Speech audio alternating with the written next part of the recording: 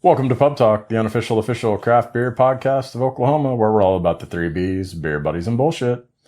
I'm Jeremy, your legendary host, and I'm joined as always by my friend who will hop on a raft just to get some good craft, Michael. Hello, hello.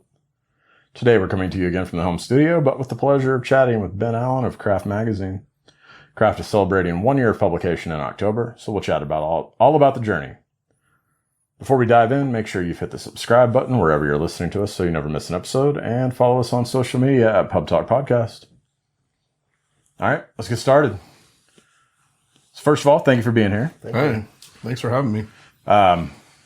We like to start these, I know you've been on about a year ago, but we like to start these episodes off with just letting you introduce yourself, tell everybody who you are and what you do. Okay. I'm Ben Allen, the owner and publisher of Craft Magazine in Tulsa and the surrounding areas. Coming up on a year in October. We're all about beer and dining and localness of things. Brew, dine, local is kind of our catchphrase. Look into all kinds of things, not just beer related. We've done a cocktail issue like last month was that. And looking to do other things too, coming up here in 2020 with charity things and things like that. Upcoming app, website, digital stuff, and expanding everything. So it's pretty exciting. Awesome. Cool. Well, we're here talking about your 1 year anniversary. You can maybe talk to us a little bit about how the first year has gone overall, some successes, and any lessons learned? Yeah. Lessons learned. Time management is huge. It's amazing when everything starts coming together and then people keep calling and you keep getting more stuff and you get more stuff and you get more stuff and it gets really exciting and then you have to hit deadline and it's just crazy mess. And you guys know about deadlines and editing and all that other behind the scenes stuff. Makes it all fun. Sure. But it's worth it at the end. Over the past year, I've made some great relationships. You guys, for one, you guys are a great part of the craft community, which I really appreciate all your guys' hard work and what you guys have been doing over the past 6 years. And just, some of it, I'm riding on your guys' coattails a little bit, cause you've introduced me to people too in the process. And I appreciate that. Sure. And then also, building relationships with the breweries and with the restaurants around town and other people in the community that are doing great things. Tulsa is a great place. Just got back from Cancun on vacation with my wife, and man, we have some really good margaritas here compared to even Mexico. I was at El Rancho Grande, which is another great local place, and man, they just blow it out of the water.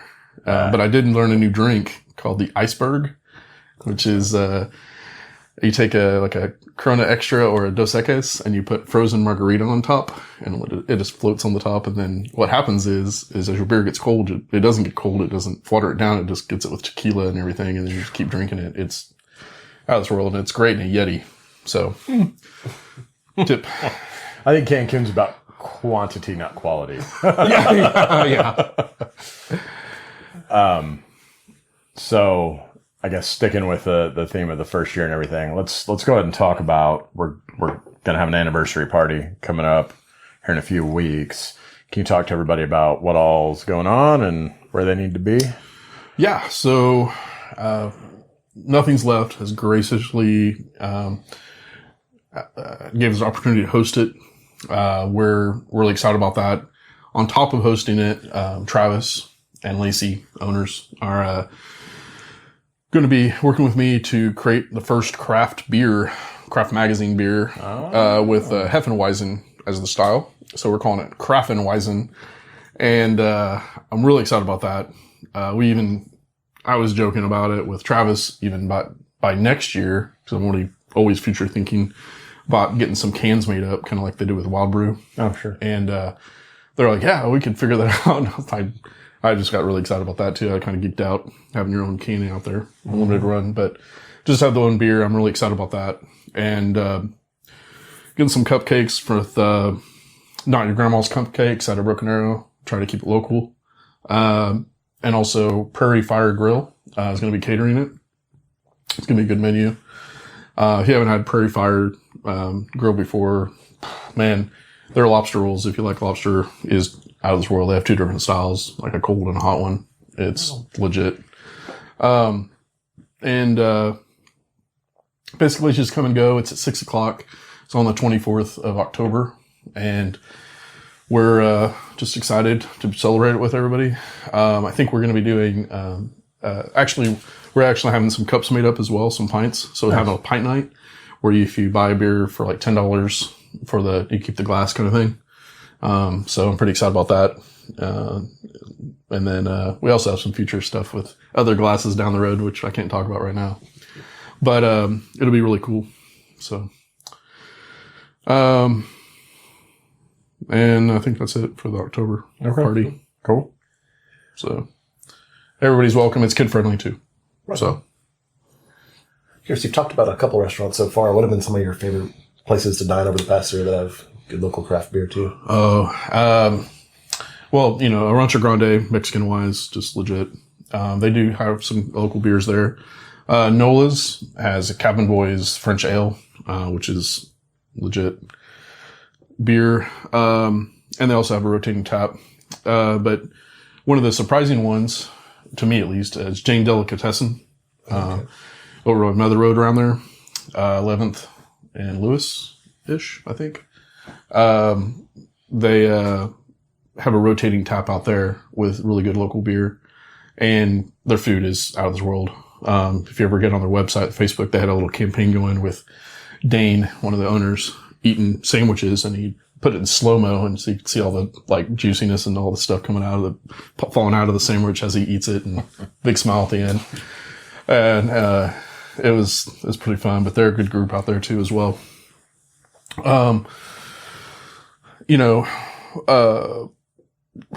We just, like I said before, we're just really awesome. Tulsa has a really good, and surrounding areas too, have really good food around here. You just can't beat it. What do you guys like on the local side of things, food wise? Put you on the spot a little bit. Yeah, sure. Personally, I've been going to Matt Eats here in Owasso a ton. Oh yeah. Yeah. They've got some great, brunch options. Yeah. Chef Eric. Yeah. I finally got to check out Society Burger. Okay. Yeah, that's one of legit. my favorites. And I Yeah. finally got to try And good that. beer too. Yeah, For sure. absolutely. Nice. Yeah. Society Burger's legit. I had their, Pim and Jam Yeah, or something. yeah. That's the bacon jam. Yep. Yeah. Well, so sticking on the theme of favorite local stuff. Well, first of all, I'm going to say we're drinking a Dead Armadillo Tulsa Flag right now. So, doesn't get much more local than a beer that's got the name of the city in it, right? That's brewed here. Yeah. But you know why we're drinking it? Oh, go ahead. Well, next month, which will be when this basically comes out around that time, October's issue is about Dead Armadillo. We're featuring them. We featured Eric Marshall and Marshall's Brewing last year for our cover, so we're traditionally wanting to annually feature a new craft brewery as they go and age-wise. Okay, so you start with the first one and go to the second one. Yeah, so honor those guys next. Yeah. Tony's been around for 6 years now, Yeah. and I think their anniversary is like in April or something like that coming up. June. Oh, June. Wow. I don't know. I've never been to their anniversary parties, but It's definitely the first weekend of June. Yeah. And then also brought you guys some Voodoo Ranger from New Belgium. Yep. Makes a fat tire or two as well. Yeah. And they're on our back cover along with the other guys that are I totally went blank. Anyway, but I know you guys like stouts as well. Absolutely. So Yep. I try to pay attention a little bit. We're those guys. Everyone knows. Everybody. Nice. Everywhere we go. You like stouts. So yeah. what's your guys' favorite beer right now? Currently in the tap rooms. Shit. Basic bitch. Nothing's left. Mm-hmm. It's that time of year. And I've got to throw a runner-up out there to Marshall's Oktoberfest as well. Nice. Almost brought some of that. I think the recency biases are the two that I've been in the most recent, and that basic bitch is awesome. Yeah. Nice. But I really enjoyed that Oktoberfest they had at Heirloom too. Yeah, that's true. I forgot about that one. Yep. Meadow beer. I think Yep, Meadow beer. Yep. That was good. That was really good too. Yep. There's not much bad beer in Tulsa. Yeah. I'm just saying. Yeah, it's a hard question. That's why I'm always back to like what is current, like what is your currently favorite, because it changes all the time. I mean, it's hard to pick a favorite. It's like picking your favorite kid. So I'm gonna make you pick a favorite kid. You know that, right? Yeah. Do you have any favorites right now? Any favorite beers here in Tulsa or breweries? My go-to, and I've told this brewer the same one, and I'll probably get in trouble because everybody thinks I probably like their own beer. But Glenn's over Renaissance Gold is like, I have to come back and get that. Like that's my first go-to walking in the door. Okay. I just like a really good clean lager, and they just make a really good beer. And then runner up on that it's in between Broken Arrow's Rattler and their Kolsch. Okay. Depending I've on had their Kolsch. That's good stuff. Kolsch is delicious. Yeah. So. Are there any new breweries or restaurants opening up in the area that you're really looking forward to? Abbey Ariels? Erie Ales? Oh, Erie Abbey Ales? Yeah. Yep. Is that right? Okay. Erie Abbey Ale. Yep. Too many names. Brewery with 3 names. I think it's interesting. They're right down the street from LaSalle's and the other, what's that one on the corner that's been there for years? Billy's on the corner. Oh, they're right there by Elote too, aren't they? Yeah. Yeah. So it's a good avenue for them on the food side of things. Yeah.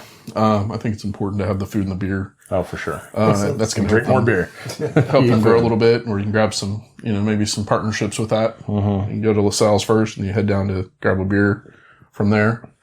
I think it's a good combo. Of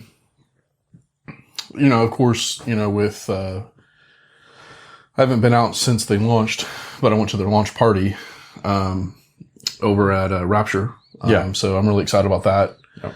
And, they're good guys, and it's a good combo with that too, as far as, Prairie Creek Farms. Yeah. So that's pretty awesome. Absolutely. Nice.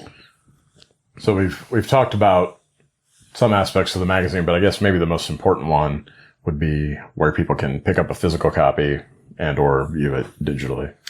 Yeah. So as far as any Reesers, you can pick one up at. On top of that, 100 plus locations we keep adding all the time, including, big ones are Mother Road Market. We just run through boxes over there.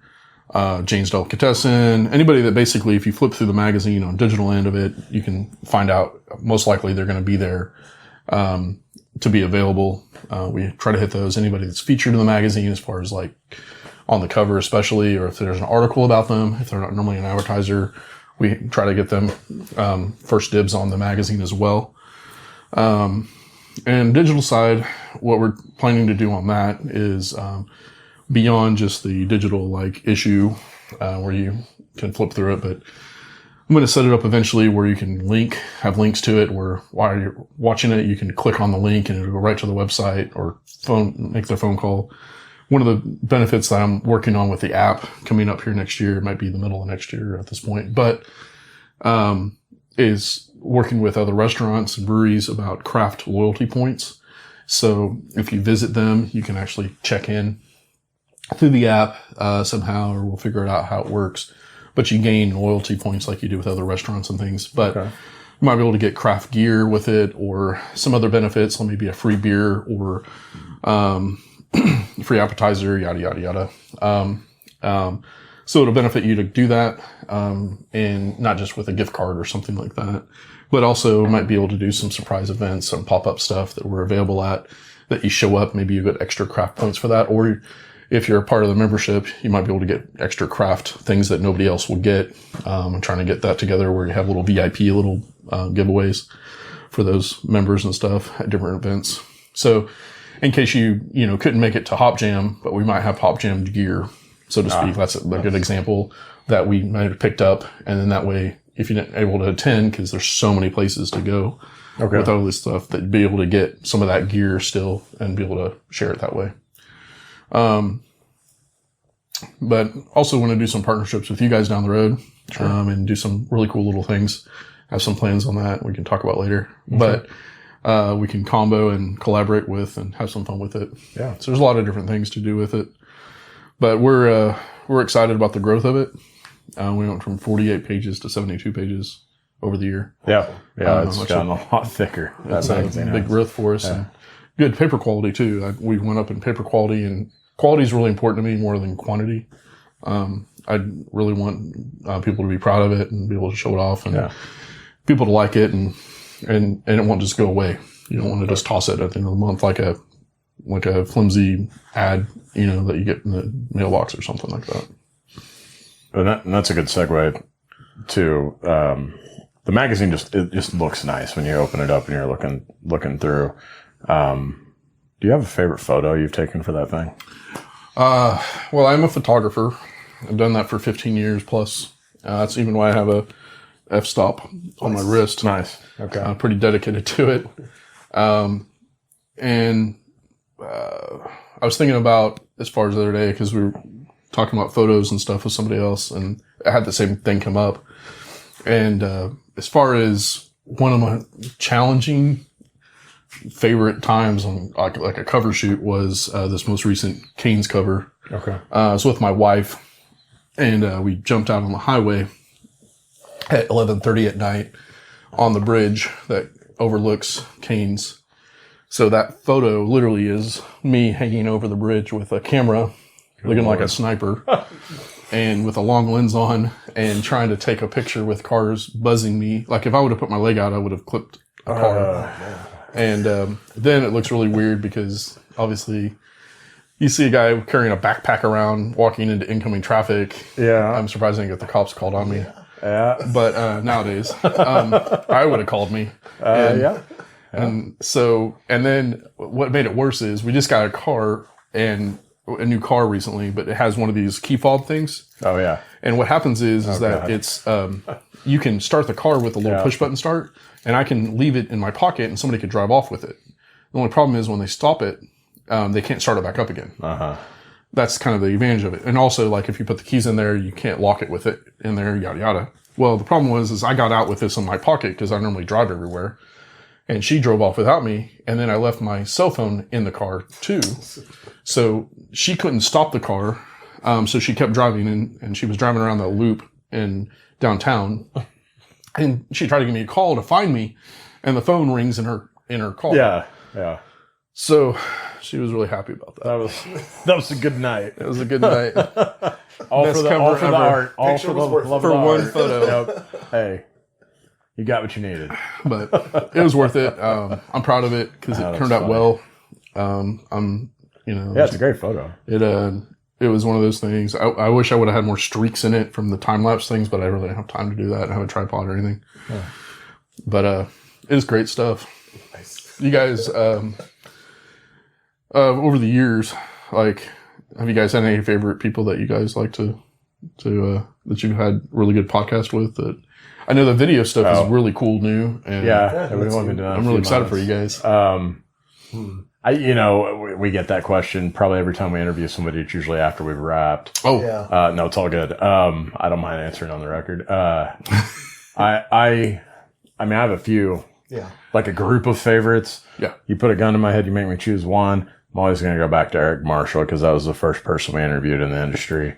That Marshall Brewing as a whole has just been really welcoming and everything to us. And, yeah, Eric's pretty kick-ass too. I was drinking their beer 11 plus years ago and still am. So, Yeah, he's We're going to take the Marshall one.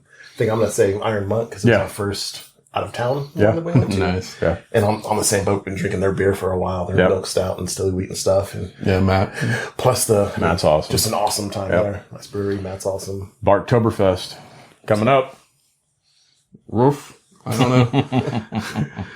So I'm curious, for maybe the people that haven't had a chance to pick up an issue of Craft yet, why should they and what can they find in each issue? Yeah, so I get this asked too as far as that goes.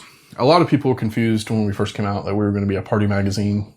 And the funny thing about Craft is, Craft Brewery, as you guys know, you go to a tap room and it's not a crazy scene. Yeah. It's actually pretty relaxed. people have a couple beers, but they don't get smashed, and it's not like a bar typical thing kind of thing. Which is nothing wrong with bars because I like them too, but it's a different scene on that.